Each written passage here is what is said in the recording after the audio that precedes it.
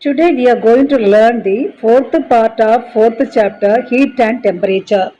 In the previous class we discussed about various forms of transfer of heat, that is by conduction, convection and radiation. Conduction take place in only solids by transferring heat to the neighboring molecules, whereas convection take place in liquids and gases in which molecules move from one place to another.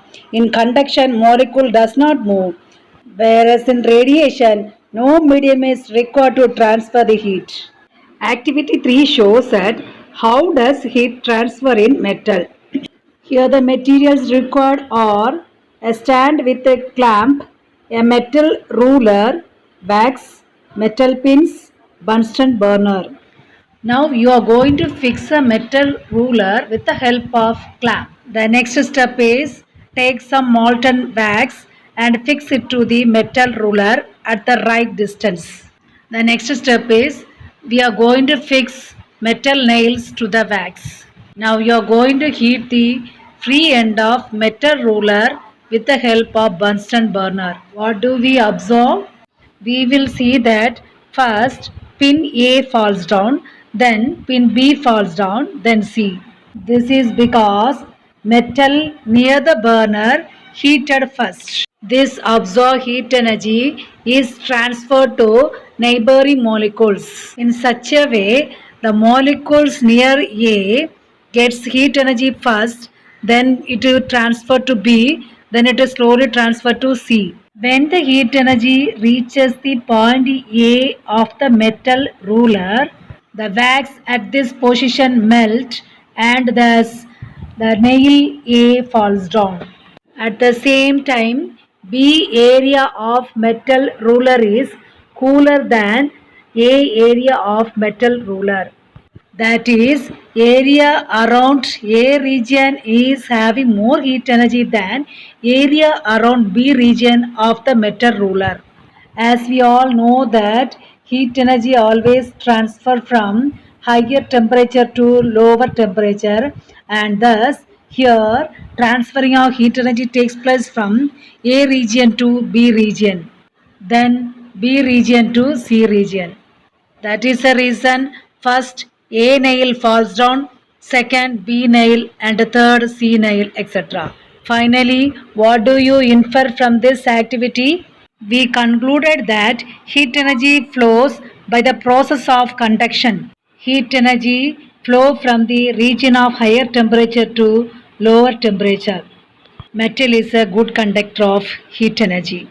Here the question is, how does heat conduction occur? Look at this image. One end of the metal rod is heated. So what will happen? The molecules near the flame gets heated. Now this first molecule absorbs the heat energy and starts vibrating from its main position.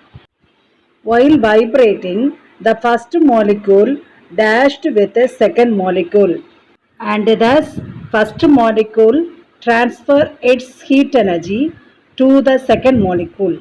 Now the second molecule start vibrating after gaining heat energy from the first molecule. While vibrating, the second molecule hit the third molecule and transfer some of its heat energy from second molecule to third molecule. Likewise, heat energy is transferred to one another till the other end of the conductor. This is how heat conduction in solid take place. Now the question is, why does your mother put metal ladle in the saucepan while boiling milk? It is because to avoid the spilling of milk, we use metal ladle in the saucepan while boiling milk. We know that utensils are made up of metal because it is a good conductor of heat, so that food will be cooked very soon.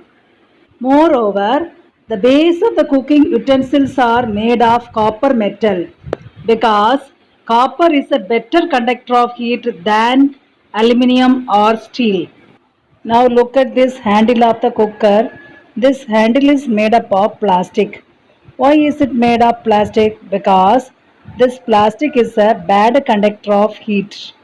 Thus, most of the utensils handles are made of these plastics. Now let's move on to the activity 4, which will help us to distinguish good conductor and bad conductor materials.